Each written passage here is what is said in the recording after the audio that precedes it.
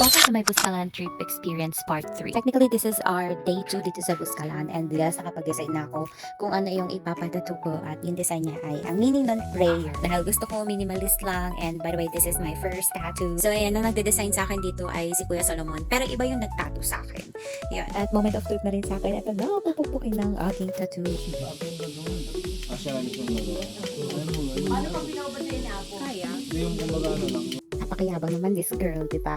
Pero antay ka lang. Ayan na, di ba? Medyo masakit din siya. May part na okay, pero may part din na masakit talaga. Siguro depende din talaga sa pukpok. Ito na yung close-up view ng aking tattoo kung paano siya ginagawa. And yes, uling pala yung gamit nila dito ng pagtatato. And kung makikita nyo, yun yung tinik ng, nakalimutan ko kung anong tinik yan. Basta tinik lang yan ng halaman. At saka uling yung ginagamit nila. Medyo kabato din ako dyan kasi naalala ko before nung college ako, nagpahena ako and nagtubig siya. So, kaya takot din ako magpatato. Pero yun nga, sabi ko, dito lang talaga ako magpapatato sa Buscalan. So, bahala na kung anong mangyari. Ito naman ang for breakfast namin today. Ayan. So, kasama na rin yan dun sa binayaran namin sa travels and tours. At hindi ko nga tapos ang pagtatato sa akin. Ito, last na tong tinatato. And hindi naman siya ganun katagal compared yung kay Jack. Talagang inabot siya ng parang 5 hours yun sa kanya. Ito, siguro mga 30 minutes more or less. So, yun, finally natapos na rin yung pagtatato. And it's time to eat. So, this is our breakfast.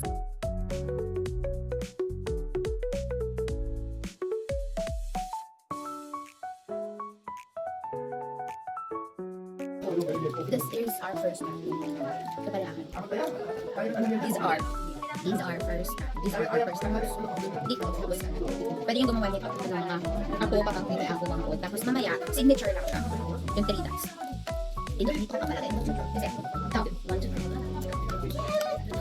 At after ng lunch, ito na, aalis na tayo, pupunta na tayo kay Apo Wangkod. Pero bago tayo pupunta kay Apo Wangkod, pupunta muna tayo kay Apo Fast Ad. So, siya yung pinakamatanda dito sa Buscalan.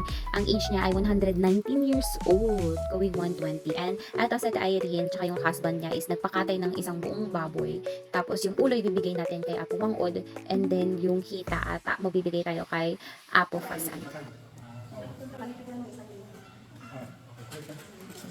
So, we're going to, yung pinakamatanda dito sa village kay Apo, Pasag.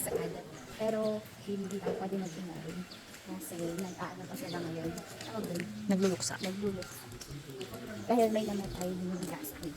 So, kapag daw may namatay dito, buong community yung magluluksa for a year. Kaya yung court nila, walang ganun. Ito lang naman.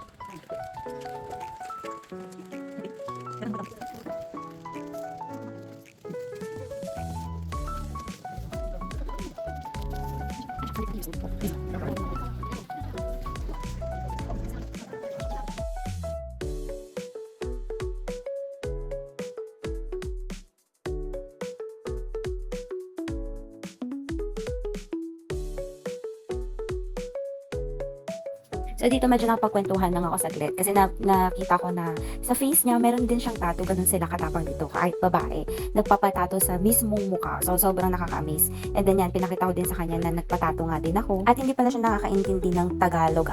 Ang language nila dito ay parang may pagka-Ilocano and then yung local language nila. So, hindi kami nagkakaintindihan. Kaya yung tour guide namin yung nagiging translator. Nakakatuwa din kasi talagang smiling face si Apo Fazad. Sa age ng 119, di ba? Parang ang lakas-lakas pa niya.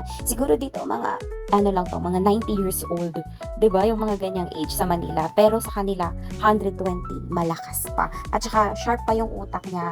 Alam niya kung ilan yung mga anak niya, yung pangalan ng mga anak niya, malinaw pa sa kanya. Tapos tinanong ko din siya dito kung anong sikreto para humaba yung buhay. Alam niyo yung sagot niya, kamote. So feeling ko starting bukas talaga magkakamote diet na lang ako. And that's all for part 3. See you sa part 4.